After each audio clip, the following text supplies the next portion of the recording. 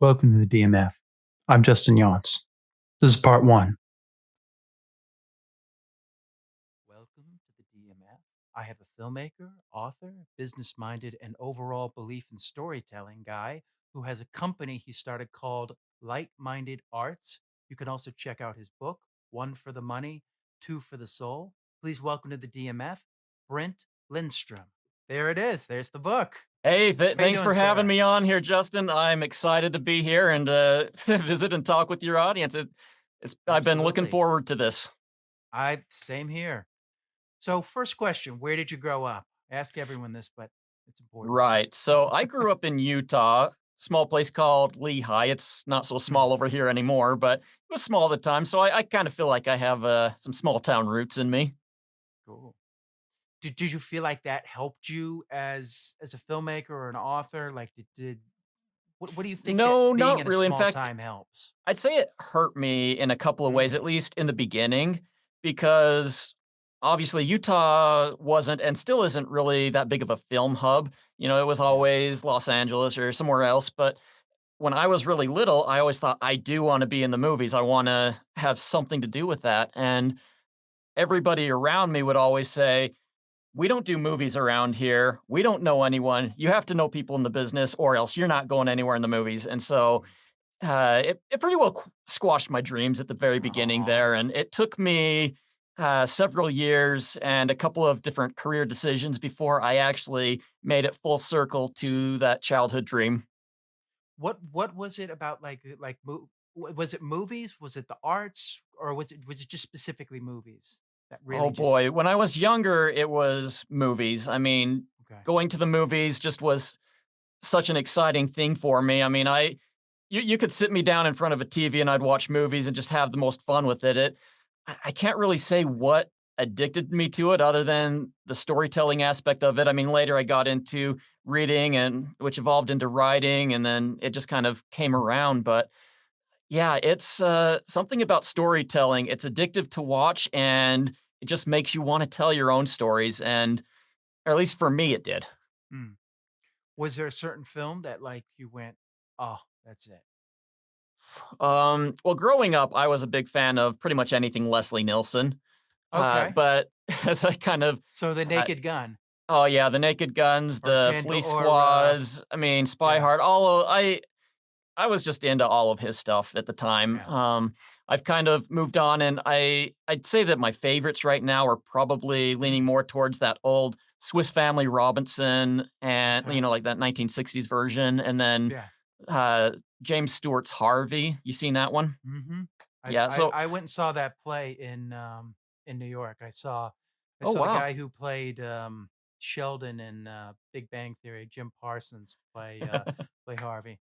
And it was good. It was good. Yeah. But yeah, I know of that. That's it's an interesting film. Yeah, yeah, and so those ones were kind of, my inspiration, I guess, and kinda led me to where I to kinda some of the things that I like to do and experience. What filmmakers do you gravitate towards today or in the past? Well, I would say that's a tough one because there's certain filmmakers that I like, but I don't Mm, necessarily follow mm, a single filmmaker per mm. se. I follow more of probably a Style? style of filmmaking. Like, I really have gotten into independent film lately, and so I Yeah. love things like that. Like, we had one that played here at, one of our local film festivals called Geronimo. Is just the guy's Mm. first time movie. I think it was only a 60-minute movie, and I had to dig on YouTube just to find it to even watch it again, but I really like some of those. I like the Studio Ghibli stuff. Mm. But yeah, So Hayao Miyazaki yeah, films. yeah. But what I really like is when an author or not an author, but a filmmaker can make his films relevant for the whole family. So Mm. my big thing is making movies and stories in any form for adults, but making it Mhm. relatable so that kids, if they come in and watch, they'll still be entertained, they'll still get it, and there won't be content in there that the parents are a little nervous to be showing their kids at that age or anything like So that. like early Pixar. when Yeah, early they're Pixar, first. yeah, I can't get into the animation much because I don't really do I mean, I like Mm, watching it, but I it's mm. not something that I think I would have the skill set at this time to pursue. Oh, no, I don't mean them as by I mean, I just mean by the stories that they tell because Yeah, yeah, they're yeah, very yeah, like, geared to a lot of both that Disney, audiences. Pixar kinda thing, it had a lot of things that were relatable to a lot of audiences, yeah. Yeah. Like, I just watched, Up the other day, and I'm like, Oh, this yeah. it relate the first 13 minutes more relate to you as an adult. Is like, you can understand the idea of, like, time, passing by, as opposed to, like, a kid, whereas the middle movie, I think, would more appeal to the kids, but I see what you're saying, that idea of, being able to talk. That's what, George Lucas tried to do with Star Wars. He tried to tell stories where, you know, it's geared towards kids, but it also has adult themes to it to a degree. And it's so fun. You go back to some of those movies that you watched as a kid, and Mm, then you watch them as an adult with your kids, and you're yeah, seeing all the things that you liked as a kid, but then you're seeing things you never actually realized were in there, like, yeah, "That's funny. I can't yeah, believe I never caught that when I was younger, but that's really good," and, yeah. that's a lot of fun when that happens. Like, I've got the Disney Plus, it has, like, a streaming thing where it just, like, streams all day, and it's just been, like, kind of the older movies, and I've been going, it's like, "Wow, this is this holds up pretty well from what, I thought, like, I don't know, I think Beauty and the Beast really holds up. I mean, it's more of an adult film than I think a kid's film. Is it just is it's a deep love story. There's not really a true interesting villain for kids. I mean, there's certain things to it, but to me, it like, I didn't like it as much as a kid, but as an adult, I see it now and it's like, wow, that's interesting. Where did you go to school? So I went to college at the University of Utah. I studied finance because Mm, at the time I was thinking that I'm going to go work on Wall Street, becoming a certified financial analyst because stock markets, investing, all that stuff was really interesting to me. And then mm, later I got my MBA at Weber State. But yeah, that was the plan before I got in. Well, I was still in construction through that, but then I mm, got more into construction and then I started realizing where I actually wanted to be. mm. And when you say like construction, you mean like contracting, I think is what you said. I Yeah, think so I I put briefly. myself through college doing finished carpentry. I Oh, started actually wow. in the trades when I was 13. I know that's younger than maybe Yeah. you should, but my dad had a contracting company, and so he's able to sneak me onto some of the different trades as things. So I started actually framing houses at 13, and then I got Wow. a broad range of it. Then when I went to college, I actually started building I was working doing finished carpentry for a couple of big builders doing apartment complexes, and I was also building 2 houses on the side just to basically build and sell. And I basically got through college without any debt, Wow. working pretty much full time. I mean, I was going to Yeah. college doing at least 18 credits a year or a semester, whatever, and then working at least 40 hours on these other construction site jobs. And yeah, I was able to basically get all through college without any student debt or anything like that. That's amazing. So Still you got through really college understood. without any life, but I mean, it was still fun. But you understood time management, like, 'cause that's what you would have to do that, and I think Oh, yeah. that's a skill, I don't know, I think schools should be just teaching a class just called time management, so I'm like, if you don't know how to do that, yeah, you can't really do anything. I mean, that's to me the most important thing. What do you think that, under coming from the finance world and now looking at filmmaking that you think you understand that other filmmakers don't? Probably so I guess there's 2 things that I would take away from that. First is that your film's not likely to make money, at least Mm, not as an early independent. And second is there's an aspect of raising financing for your film that you need to take into consideration. And when you're talking to investors, you need to be speaking a language probably that's a little bit different from whatever your creative brain is coming up with because they're all about the return on investment, whereas you're all about the awesome story that you want to tell. yeah. And so, yeah, I think those are the two. Yeah. things, the 2 that I would mostly focus on when I'm thinking financing in movies. That's good that you can see it from the other side. I talked to a filmmaker before, and he was telling me that, you get these people, they're all like, "Oh, the story's this, story's that." And it's like when you're talking to finance people, they want to know how much it costs. They want to know like what's the ask? What do you need? What is the specific need? We What are my understand that odds you that I'll think your actually get movie. anything back out of this? Yeah, it's like, it's like it's not like, they like, I don't know if you've seen the movie The Player. They've got this scene where the guy comes in and he's just like, "Okay, it's gonna be no Hollywood actors and no this, and we're gonna go with a down ending." And then you see at the end of the movie that they did, and it's just basically the opposite of that. It's Hollywood actors, it's an up ending, everything about it was changed, and it's like it's a great, like, look at, that's how a lot of people come in. It's like, "Okay, this is how it's gonna be." It's like that, and it's like, it you know, it depends, That's where being a filmmaker and really understanding what you wanna do because, I think it's Oliver Stone that said, "You've got to be able to can protect your vision of it because everybody else is trying to change it." Sometimes you got actors who wanna change lines and change this, and it's like, "I need it to be here." He would tell Martin Sheen on Wall Street, he'd be like, "I need you to say these lines."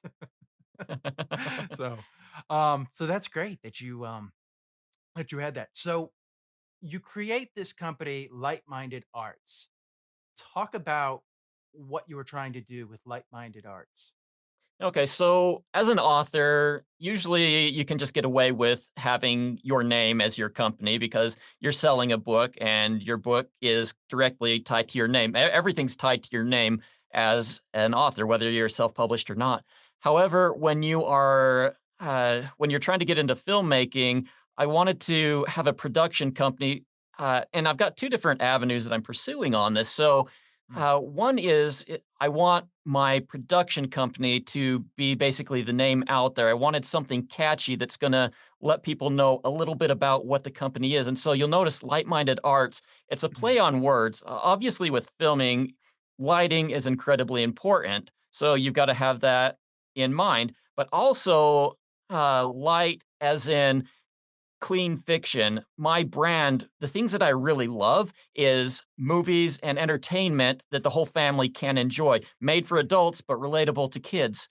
mm, And then probably the third and final piece of that title is that I don't want to take anything too seriously. So mm, I have a certain set of values which dictate the fact that I want clean fiction because I don't like all the sexual content, all mm, the profanity and things that are out there.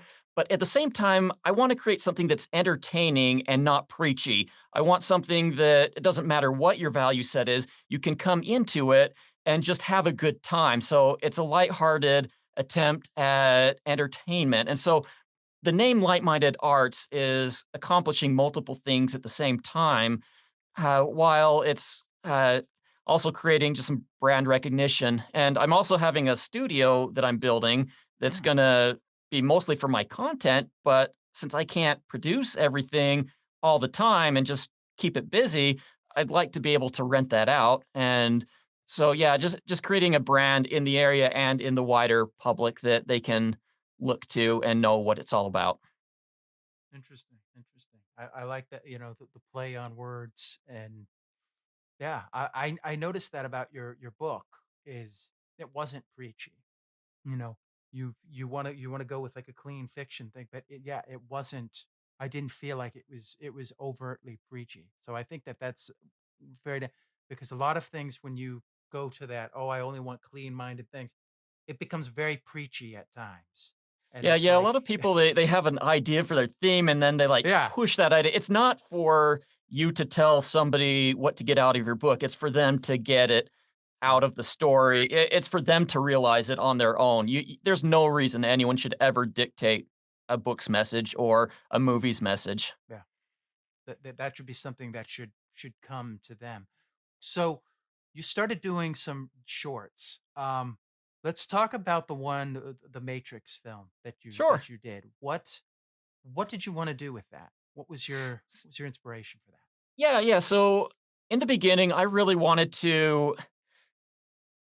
as a guy who didn't have any exposure to the film industry, all I had done at that point was realize that I needed to eventually turn my stories into a visual medium because if I didn't, I would feel unfulfilled as an artist. But I didn't really know how to do it. And so I wasn't going to go to film school. I'd already done my own schooling for the finance degree, the business stuff. I needed to basically create my own curriculum for understanding and learning how to make movies. And so not only do I have I mean, I've got a 4-foot bookshelf just full of texts to go over and to learn on this stuff, but there's a certain point where you have to step outside of the books and start putting it into application. And so that was one of the first things that I did to actually take some of the lessons I was learning, and all of my short films for that matter tend to focus on just a couple specific items that I can really work on and hone so that I can develop that skill and that know-how. And then once that's done, there might be aspects of that short film that I'm not proud of, but I wasn't focusing on those. The things that I was focusing on, I really am proud of. And then I can just move on to the next one. And if I can remember to bring those over to the next one, Mm. great. But I'm going to focus on a different skill set for the next one. Do you have like a journal that like kind of shows like some things that you were, because you talk about it in your blog on your website, which I recommend going to his website, which is lightmindedarts .com. Is that correct? Yes, that's right. That's Yeah. yeah. Yeah, and I do try to post a bunch of it on my blogs there, but I actually do keep a journal after every single film shoot that I do, Mm. and I try to look back and I define my goals. What was I trying to accomplish here? And how did it actually turn out? And what were the lessons based off those goals that I made? And what are some things that I learned just aside from that that I wasn't expecting to learn?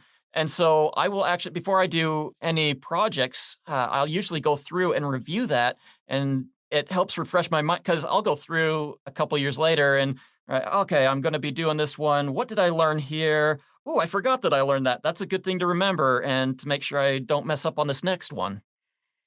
Because you talk about your 10-year plan.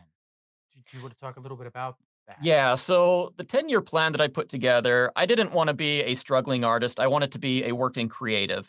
Mm. And when I first started this out, there's when I first started writing, the this was when Blockbuster was starting to go out of business, and and you also had the music industry, which had recently been upturned, and I could see the progression of this kind of veering towards novels and maybe eventually film. I don't know if I quite got it out of filmmaking yet, but Mm. self-publishing was becoming a thing, and I knew that as soon as everybody caught on to that, it would be super easy. Because before, if you self-published, it was vanity fiction, right? It was Yeah. just it wasn't anything that anyone cared to read. But the more people self-published, the more content there'd be out there, good and bad, and it'd be so much harder to get noticed. And so my idea was that I needed a plan so that when I got to the point where I could quit my construction job, I would be on financially stable footing so that I could maybe go a couple of years without Mm. making any profit while I established my brand, while I established my content out there. And I mean, even if I didn't ever get it, I would still be pursuing what I wanted to do Yeah. and hopefully doing a good job at it. So, for instance, I knew that I needed to learn how to make films. I knew Mm. that I needed to learn how to tell good stories. I knew that I needed to learn how to write good books. So, I mean, there's a lot of skill sets that go into these. And I thought, I've got 10 years to really master this. Mm. But there was also the financial end of it. How am I going to support my family when I get to that point? And how am I going to make how am I gonna create a business out of this? Yeah. So it was a lot of learning because, like I said, I went to college, got my finance degree, got my MBA. I had a good business backing for the book smart side of it. But like I said earlier, you need to have book smart, but then you also need application. So that's Yeah. when I went into the construction field and worked with my dad at the time, who had built up a good real estate company and started Mhm. learning from him the real estate investing side of things in practical application.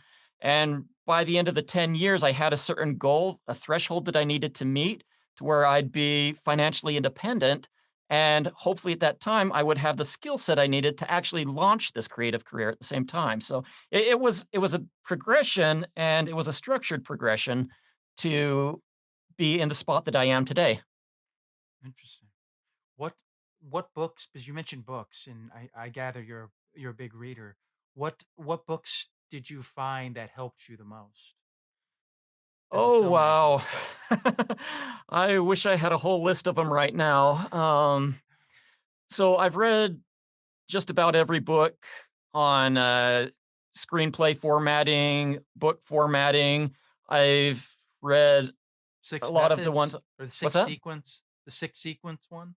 I haven't read that one. I mean, I've gone through the Save the Interesting. Cats, I've been through a Yeah. different one. One of my favorites actually was by John Truby. Have you read his?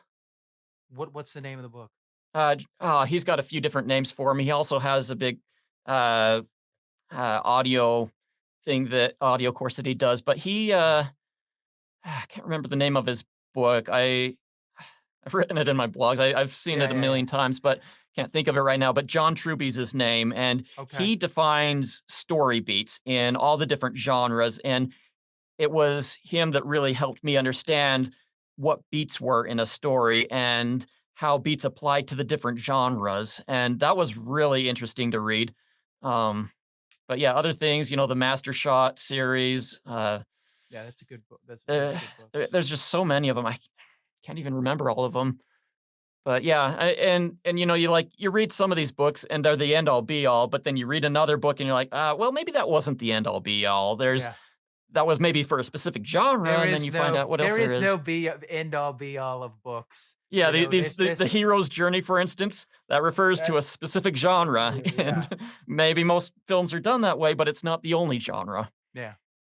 I mean, I like their screenplay, the one, Sid Field, where, it talks about, the 3 act structure, Right, right, everything. yeah, that's a good one. And it's good to know these things, but then, you know, once you know them, then you can break them. That's that's the thing, because I've dealt with people that, go all the way in with just those books and, they swear by this is the way. And then you have some who just are like, I'm just gonna wing it. And you look at it and it's like, okay, but this isn't going anywhere. You really need to read some of these books. I understand you don't want to go that way, but it's like learn the method, then break the method, kind of thing. But um I think it's good that we have those books and we have because they teach you a lot. You're right. You need to still be able to do applying it. You can't just sit there and, read books and expect to be a great filmmaker. The same thing if you just watch movies and be like, I'm a great filmmaker. You'll have an idea of it and you'll understand kind of where to go, but then you gotta apply it with that. So I think that was good that you understood that, going back to, you took business, but you also were doing the carpentry. You were also looking at you were also looking at practical application that you can do. So you were doing both. And I think that in some ways that prepared you uh, to be a filmmaker because you kind of have to do both. You can't just the really great filmmakers I know, they're not just sitting behind a camera and going, do this, do that, do that. You usually are like, we have a problem here. We do this. I interviewed Alan Katz. Um, he wrote for Tales from the Crypt, and he got to work with Robert Zemeckis, who did Back to the Future.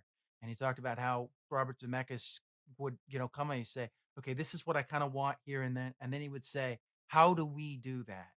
So he gets everybody involved as opposed to, this idea of like, okay, this is how I want to do it. It's like, I'm open to that changing if a better idea comes to. And that's kind of how I look at, filmmaking. It's a team effort. We're all doing I'm old school, so I believe that the director is the author of the film in some ways. If there is an author of the film, I would say it's the director. That's sometimes that, changes here and there, but I don't know. I'm kind of old school like that. Yeah. Um, but I love hearing that about what you were doing. So when you're doing the Matrix and stuff, was there something very specific that you wanted to accomplish, or were you just looking at the Matrix and going, "Let me see what I've learned, and let's see where this goes"?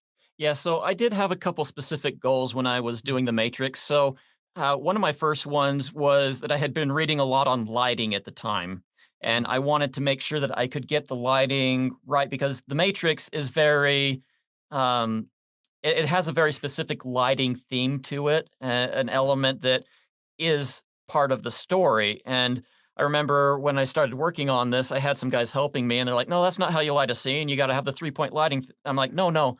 What we need is the hard shadows. We need them coming from this direction so that you can only really get the light on half of his face." And there was a I lot of love that right there that you just said there. You understood what you wanted it to do, because that's something that a lot of directors, early directors don't know. They have to learn that. They come in and they listen to somebody else, and they do. David Fincher said the mistake he made when he did Alien 3 was he listened to the studio and let the studio hire the people instead of hiring his own team.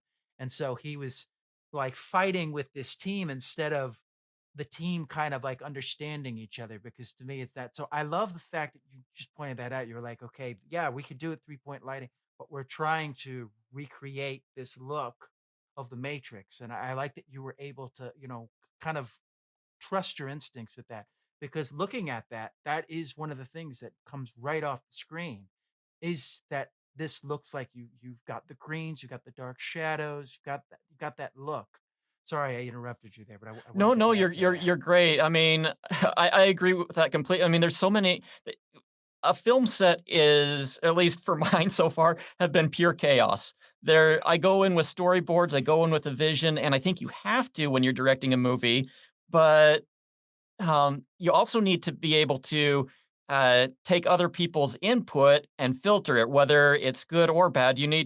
You need to have your vision for it, but you also need to know that this is a collaborative process. There's a lot of people that maybe they've got more experience than you, or maybe they just have good ideas that would help out with this. And I've been on set before where I get good advice or good suggestions, and it's like, you know what? I like that. I think I want to pursue that because I think that does support my overall vision. But I think it is important for a director to have vision. And then there's been other times where I've just been like, I'm focusing on this and this. That's not in my wheelhouse. Great, go ahead. We'll move forward with that because I'm not thinking about that at this time. Yeah. But yeah, I think that it's very important to have creative vision, to be able to speak your mind, but not to be so close-minded that you're not willing to listen to other people, especially people who do have some good experience in it. Please like, share, and subscribe. Thank you.